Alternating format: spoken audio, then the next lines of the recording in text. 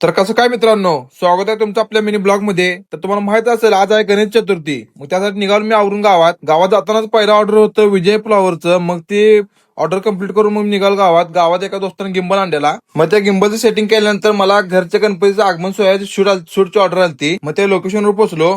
तिथं जाऊन मग त्या गणपतीचं सगळं शूट कव्हर करून घेतलं आणि मग मी निघालो दुसऱ्या ऑर्डरकडे. दुसऱ्या ऑर्डर सगळं शूट कव्हर करून घेतलं. मग अनेक मला ऑर्डर आलती. इथं मूर्ती बघ कसली खतरनाक आहे, बाळूमामाची मूर्ती आहे. मग तिथलं बी सगळं शूट कम्प्लीट करून घेतलं आणि मग मी निघालो घरला. सकाळी केले व्हिडिओ एडिट करून मग मी निघालो बागणीचे सुख करता व्हिडिओ करायला. मग तिथलं व्हिडिओ सगळं कव्हर करून घेतलं.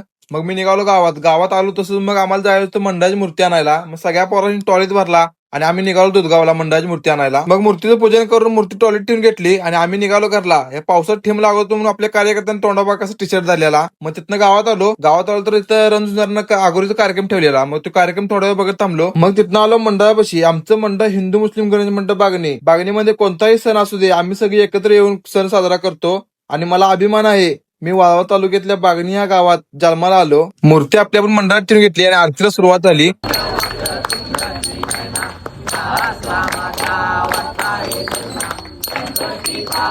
आरती झाल्यानंतर मग आपल्या गणरायात आपण या फायर कॅन्टीनला स्वागत केलं आणि हे आपल्या बागणीची आगोरी बघा. आगोरी आहे, मी आगोरी आहे.